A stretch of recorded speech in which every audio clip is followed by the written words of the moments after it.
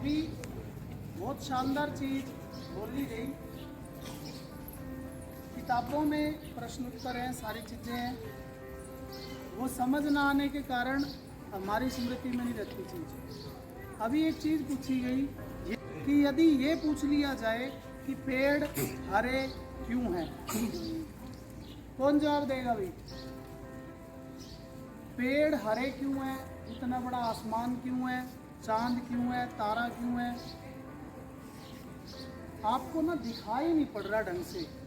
अभी हम जिन ज्ञान इंद्रियों की बात करते हैं, ये ज्ञान इंद्रिय बिल्कुल ठीक है, जो आपको दिखता है वो ठीक है, जो भी आपको दिखता है वो बिल्कुल ठीक है, पर जो आप देख रहे हो वो ठीक नहीं है, वहाँ गड़बड़ हो रही है। क्योंकि तुम्हारे अंदर कुछ चीज़ें ऐसी निर्मित हुई जिसको आप गलती से ये मान बैठे हैं कि ज्ञान है। किताबों में ज्ञान भरा हुआ है, लेकिन किताबों का ज्ञान तुम्हें समझ आया है या नहीं ये जरूरी नहीं है।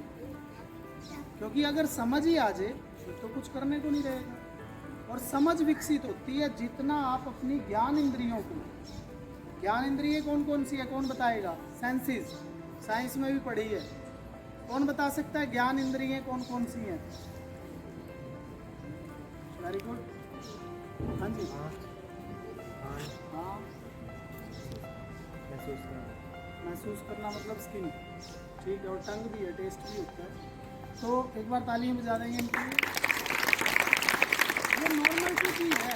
आप ना अपनी बॉडी पे, यदि आप लोग अपनी बॉडी पे कंसंट्रेट करते हैं, टीचर भी और बच्चे भी, तो आपको रहस्य समझ में आने लगेगा कि नाखून तो अपने आप बने, मैंने तो नहीं बनाए, बाल भी अपने आप आते हैं, नाक भी अपने आप, आँख भी, सारी चीज़ है तो अपने आप।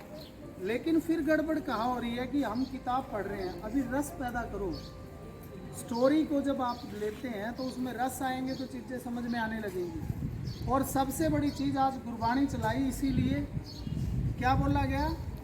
सांस सांस सिमरो गोविंद। आपके घर वाले जिस परमात्मा की बात करते हैं बात सत्य है कि परमात्मा ही है और कुछ नहीं है, लेकिन जितना आप कंसंट्रेशन सांस पे करेंगे, एकदम नहीं होता, जल्दी किसी ने नहीं करनी। आप पढ़ाई करो, आप खेलो, आप नाचो, आप कूदो, कोई दिक्कत नहीं है, सारे काम करने हैं। अरे बातचीत नहीं, सारे काम करो आप जो आप दुनिया में ज़रूरी है, प्लस में आपने योग को साथ ले लेना है। मैं योगासन की बात नहीं कर रहा हूँ कि आपको शरीर टेढ़ा मेढ़ा करना है, वो तो आप सारे दिन खेल रहे हो, बातचीत कर रहे हो, चल रहे हो, घूम रहे हो, उसी में हो जाता है। इसके साथ आपको अपनी ज्ञान इंद्रियों को रेस्ट देना और अपनी बॉडी पे इतना कंट्रोल हो। बच्चे के बॉडी पे कंट्रोल नहीं है वो ठीक है। स्कूल का मेन काम क्या है, विद्यालय का मेन काम क्या है? विद्या का मंदिर है। अब आपको यहाँ सीखने के लिए बुलाया जाता है। तो सबसे बड़ी चीज़ ये है, बार बार मैं बोल रहा हूँ आपको, रोज़ बोलूँगा कि आप अपने अंदर संकल्प देने सीखें। कि आपने एक बार कह दिया कि बस अब मुझे पढ़ना है तो पढ़ना, जब आप खेलने निकले तो अब बस खेलना है तो खेलना, जब आप डांस करते हैं तो फिर पढ़ाई की बात नहीं होनी चाहिए अंदर कि मेरा तो काम रह रहा है मैं यहाँ डांस करने आ गया, मेरा तो काम रह रहा है मैं खेलने आ गया ना। जब खेलने आ रहे हो तो खेलना रह जाए। इस प्रेजेंट की सिचुएशन में जब आप पहुँचने लगेंगे तो ऑटोमेटिकली, और पहुँचेंगे 100% है। 6 महीने अगर आप लगातार इस प्रैक्टिस को, जो मॉर्निंग में हम करते हैं, अभी भी मैंने परसों की बात है शायद, परसों मैंने सभी बच्चों को और टीचरों को भी बोला था कि उस दरवाजे से अंदर आने के बाद बिल्कुल चुप्पी होनी चाहिए। लेकिन आज फिर वही कमाल था कि आप आदतों से इतने मजबूर हैं, छोटे बच्चे भी ये छोटे बच्चे भी ध्यान से सुनेंगे।